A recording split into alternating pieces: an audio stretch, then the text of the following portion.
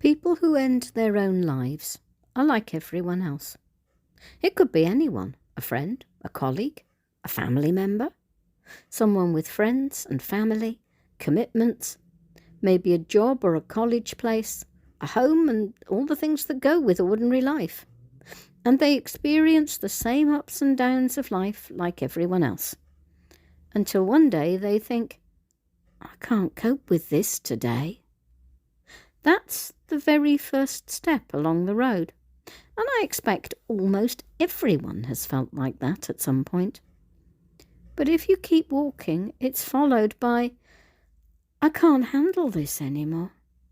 And before you know it, you're down the road into, I don't want to be here. That's still a pretty wide road. Lots of people have been there. And thankfully, there are lots of paths home from it, back to home. But I don't want to be here forks onto, I want not to be here, which looks awfully similar, but is a much more dangerous path. Some people find they're walking in the ditch beside it, which actually spells out, I want to die. And the next thing you know, you're at a viewing point called, I could do something to not be here. That gives you a view of all the things you might choose to do to die, to not be here.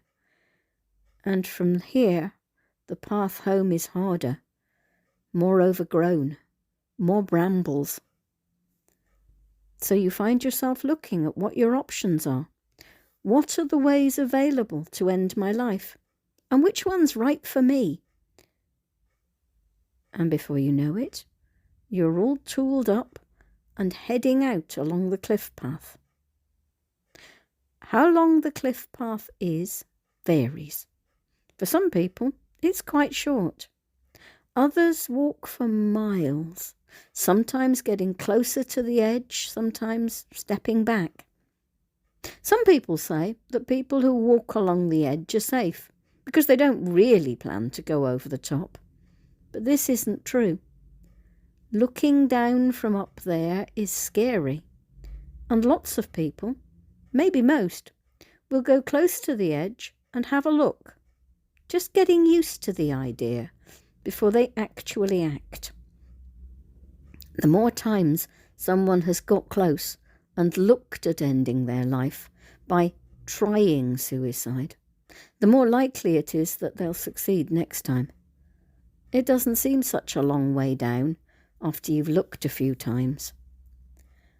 Finally, you arrive at the headland, the point of no return, and this is it. But there's a little known fact about the point of no return. It has a car park. You can pull up in the car park and wait. Wait till the moment is right. Wait till you have everything in place.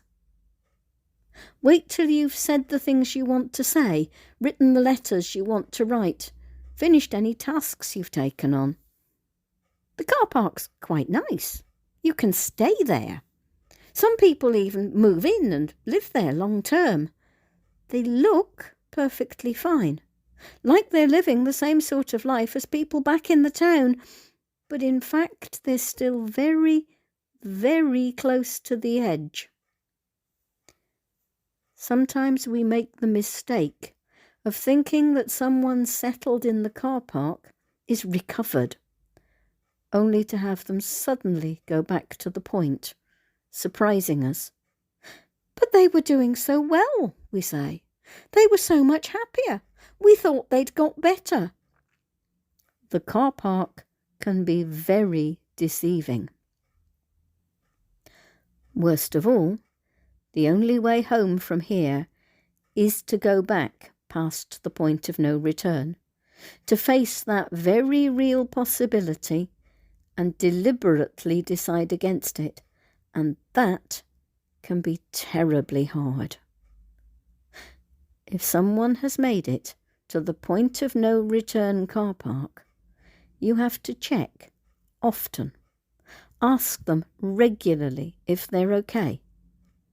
Today, this week, Allow them to tell you when they're not okay and take them seriously.